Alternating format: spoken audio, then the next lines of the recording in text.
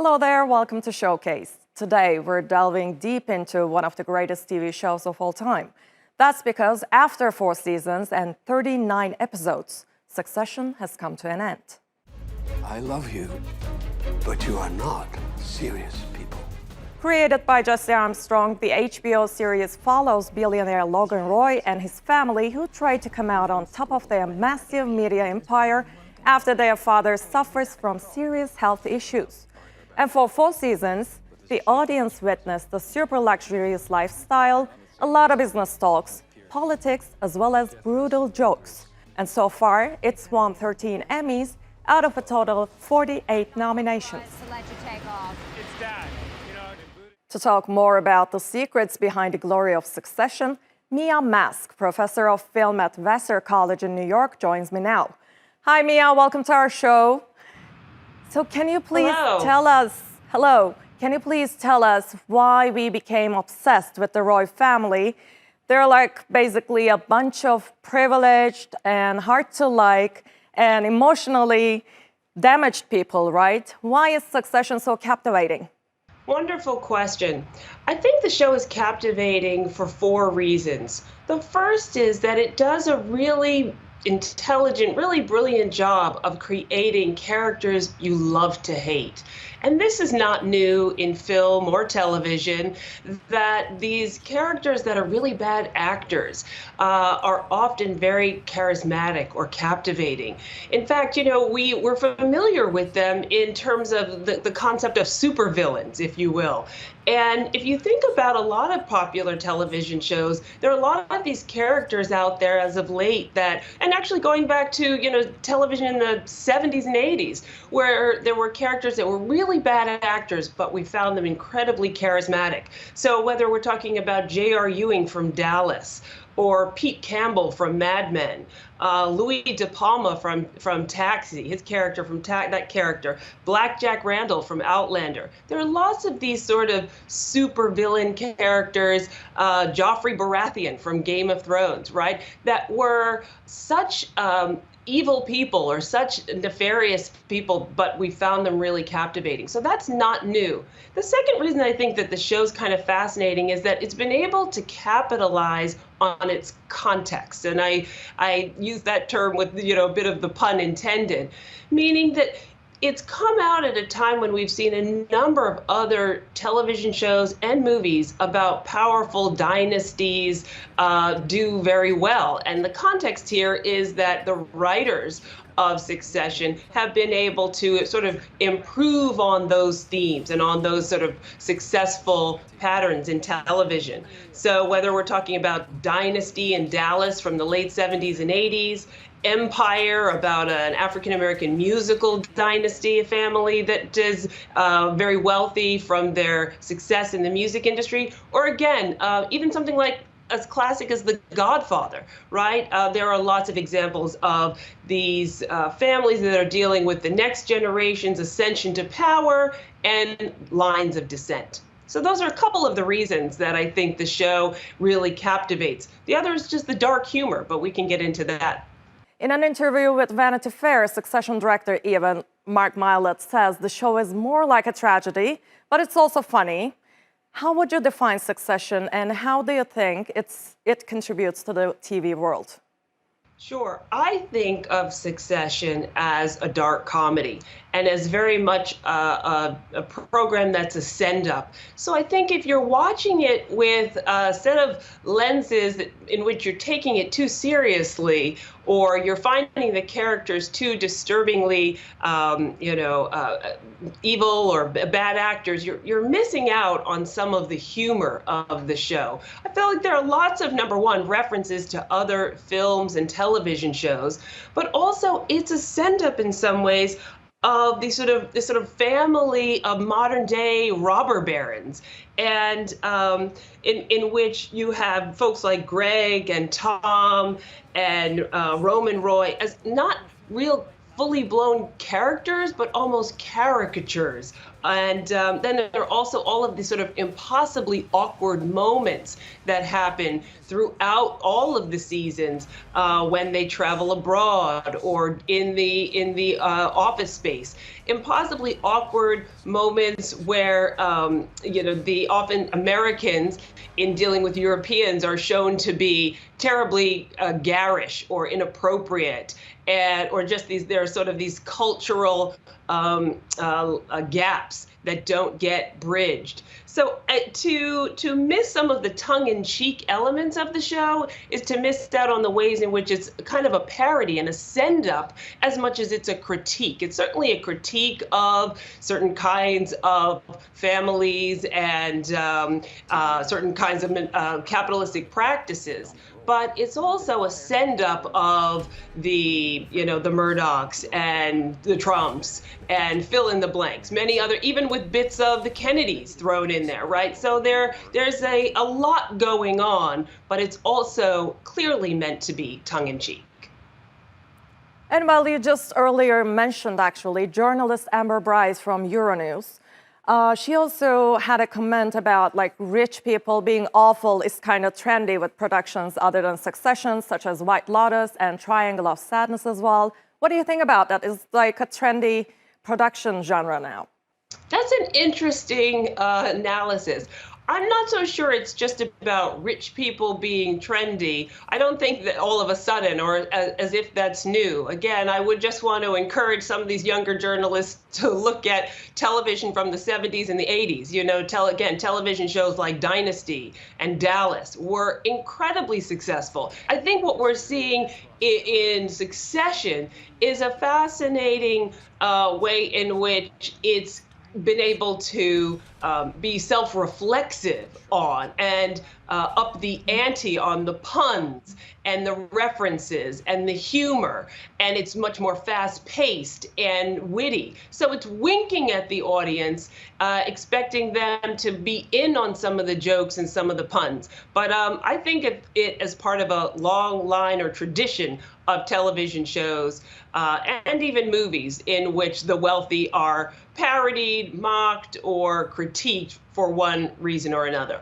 So last but not least, do you think the show is going to sweep the 2023 Emmy Awards? It might very well sweep. I mean, I want to encourage people to also think about the fact that in the show, we're seeing that a lot of different types of storytelling and devices, movie devices, are being utilized. And I think that's one of the reasons that award programs and television buffs find the show appealing. There are plot devices that may motivate the characters, may seem to be essential, but ultimately are really irrelevant to what the show is about, which is about family, about loss of trust, the absence of love, the absence of certain kinds of restraint on people, and then what they become without those restraints. So I think it may sweep or it may appeal to those in the industry because of the way it is self-referential, reflexive, and calling our attention to elements of the medium. So Mia Mask, it's been our pleasure to talk to you. Thank you so much for your time. Thank you for having me.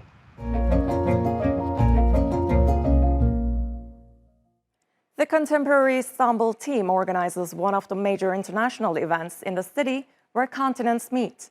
And now they're back with the C.I. Bloom Fair. And as Alican Pamir reports, this artful affair is all about promoting homegrown artists of Turkey. At the C.I. Bloom Fair in Istanbul, visitors get acquainted with a wide selection of contemporary art. The paintings, installations, and digital art showcased all belong to Turkish artists. More than 280 of the local talent are here. Contemporary Istanbul chairman Ali Güreli says their mission to promote them came out of different needs, emerging in the post-pandemic world. At the beginning, this is the second edition of CI Bloom this year, but we started last year with the first one, and the main idea was, the starting point was, after the pandemic times, there were many changes on the world in the art markets, and there was an expansion, and it was defined as the boom in contemporary art, and contemporary art was booming, and we lived the same environment in Turkey.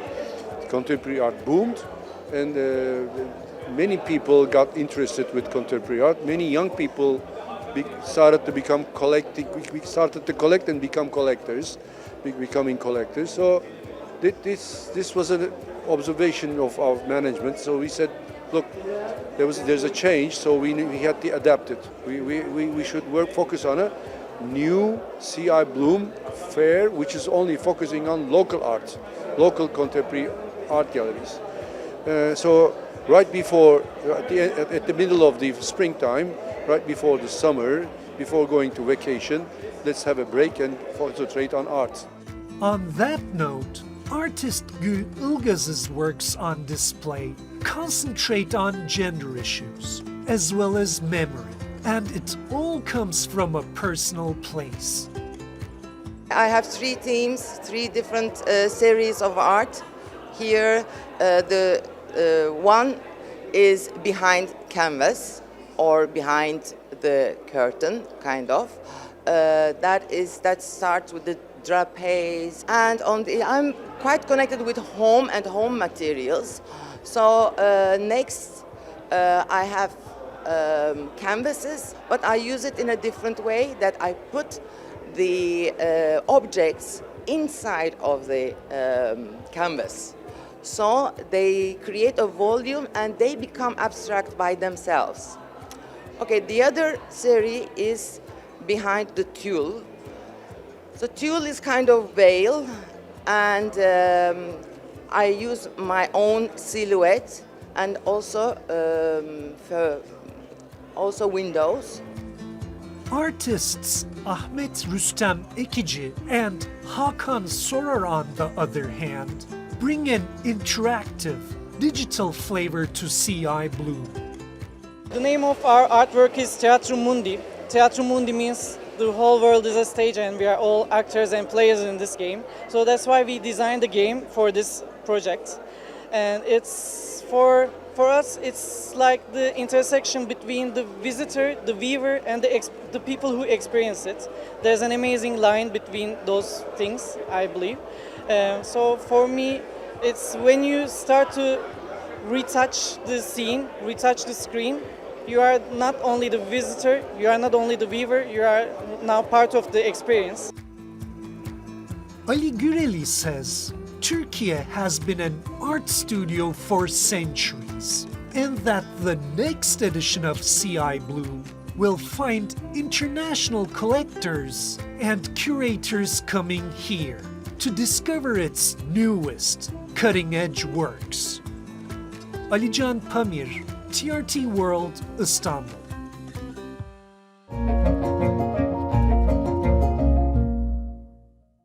A young Tunisian artist says she was bullied as a child due to her physical disability.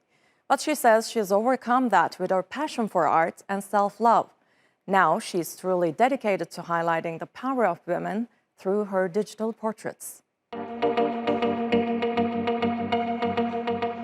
Olfa Dababi highlights the aesthetic and moral dimensions of womanhood through these digital portraits. The exhibition, titled "Be Like Venus," presents the bright, brilliant, and powerful sides of women from her perspective. This exhibition is a huge step in my career, and I want to say to anyone who wants to achieve anything, they must work hard for it, as it wasn't easy for me to reach this point. I worked very hard, and it makes me feel very happy to find that my hard work has paid off. Dababi says she's been exposed bullying many times, but she never really let it get to her, as she believes it's our dissimilarities that make each of us unique. Bullying is always there. You will always find people who say negative things to you or make fun of you. But it shouldn't become an obstacle, because the only thing explaining this behavior is that these people envy you or want to be like you. Dababi now encourages women to be themselves and believe in their strength, and visitors appreciate the emotions that resonate through her work. I think the idea is very beautiful. We need female representation. As in business, we need women to become role models. Through her art, she portrays women in an imaginative way. When I see any of the paintings, I want to be in the shoes of the portrait woman. So her message is great. The 26-year-old artist studied graphic design, and when she discovered the potential of the digital art world, she became obsessed. She now wants to continue promoting women's rights with her work, and more importantly, inspire others to also pursue their dreams.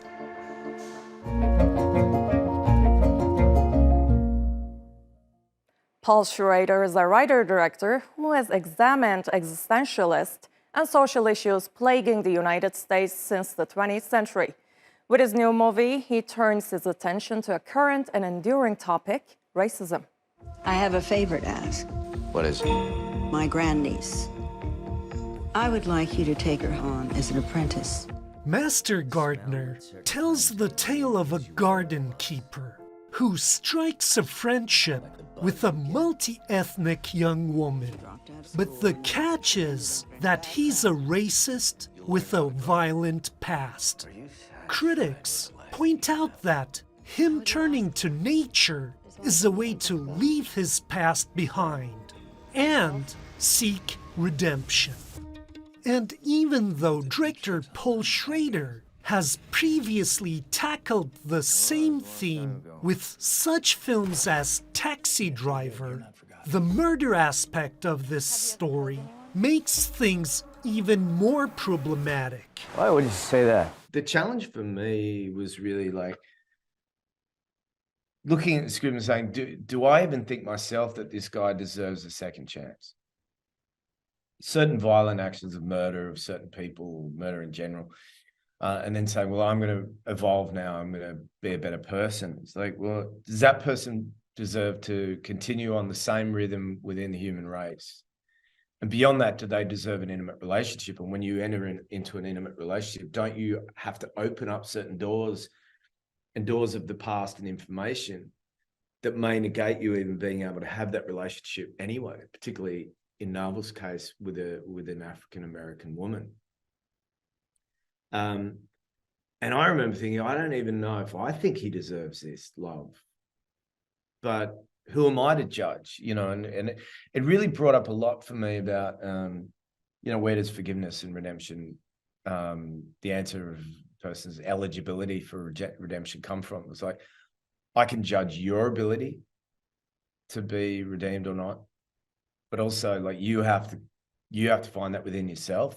Well, my sister's been long gone, and last year her daughter died. And it's been hard on my grandniece, so I hear. She's mixed blood. The filmmakers believe their movie brings a different, character study point of view to the controversial topic. It hasn't turned out so well. She got in a funk, dropped out of school, and then lifestyle choices, I believe they call them. A bad crowd. It's such a brilliant way of letting us all feel the power of love and a new beginning, and that you can have a new beginning even after a life like Narvel's or a life like Maya's. And, you know, to have that, to see this movie and have that feeling when people are so underestimating each other or condemning each other or putting each other into these categories where there can't be any communication. That's one thing I admire about Norma. She didn't turn her back on this guy. She wasn't intimidated by it or frightened by it. She just thought, well, give him a chance. Same thing with Maya. You know, she's had a tough life and you know, her mother was a drug addict but, you know, I think Norma in that sense, to me, feels quite fair. Gardening is a belief in the future. Reviews say in lesser hands, the themes of the movie could have resulted in a mess.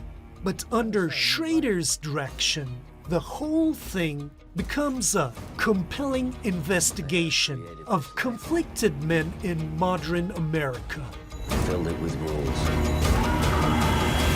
Now seems the time to break one.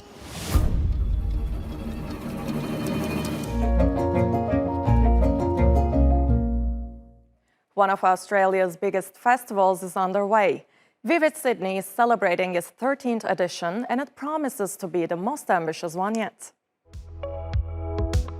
Sydney's landmarks are flashing like never before. That's thanks to Vivid, a festival that fuses creativity, innovation, and technology, as well as light, music, and food. And it's the 60 light attractions across the city that's getting all the buzz. For some tourists, it's nothing like they've seen before. This is unbelievable. Just the cultural aspect with the new technology that's being portrayed today, it is nothing that I have seen in the US. This is phenomenal. Well, it's just amazing how they can set up the opera house with the artwork and things like that. It's just so nice to see Australian culture being represented in this way. And for one tourist from Melbourne, such an event shouldn't just be special to Sydney. Oh, I just love it. We're from Melbourne and this is our second time. We came last time and we've just been amazed to see the arts, the lights. My God, the city is so vibrant, and we actually request Melbourne to do something like this at a similar scale. Because it's just something makes us proud. The fireworks, the Aboriginal music, the harbour bridge, everything, the drone show, it's just amazing. Yeah, the best way to celebrate the weekend and Australia, I would say. Visitors are invited to get carried away in this fairy tale-like atmosphere, but also encouraged to check out the concerts, discussions, and food events. Vivid Sydney is on until mid-June.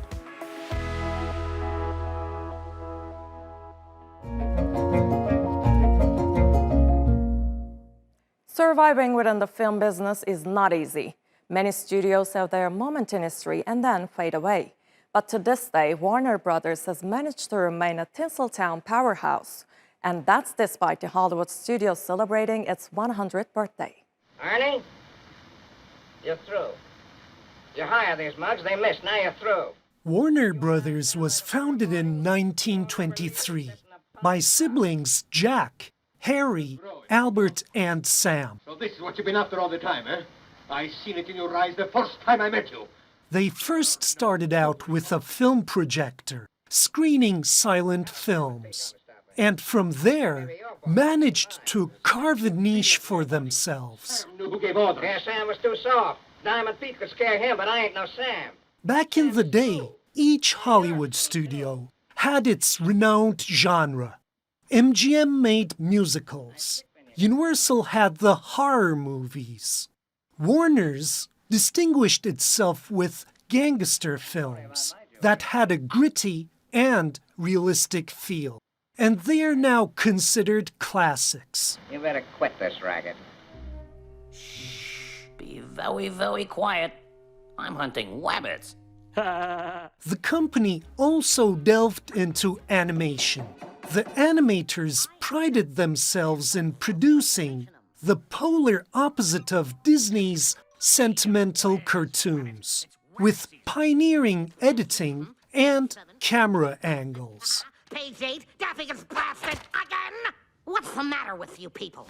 Our latest research shows that Bugs Bunny is a core asset that appeals to male and female, young and old, throughout the known universe, while your fan base is limited to angry fat guys in basements. Their Looney Tunes characters, such as Bugs Bunny and Daffy Duck, became mainstays of pop culture. Showbiz legends like me shouldn't have to play stooge to that long-eared, carrot-chomping, overbite challenge. What's up, Doc? Dear Mr. Potter, we are pleased to inform you that you have been accepted at Hogwarts School of Witchcraft and Wizardry. In a few moments, you will pass through these doors and join your classmates. In the 2000s, Warner's turned to fantasy literature. Stick your right hand over the broom and say up. its adaptations of the Harry Potter books helped usher the fantasy cinema boom, and in the process, became one of the most successful franchises in cinema history. To suffer a most painful death.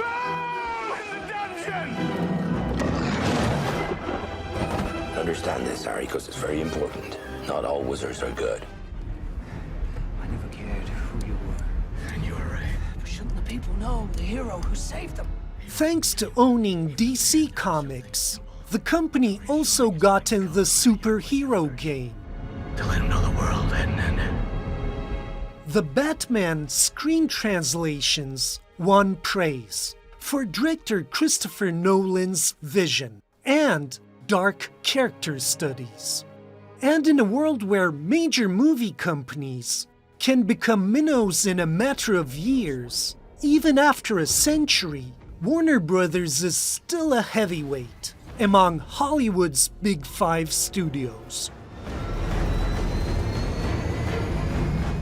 That's it for this episode of Showcase. I'm Esra Drust from me and the whole team here in Istanbul.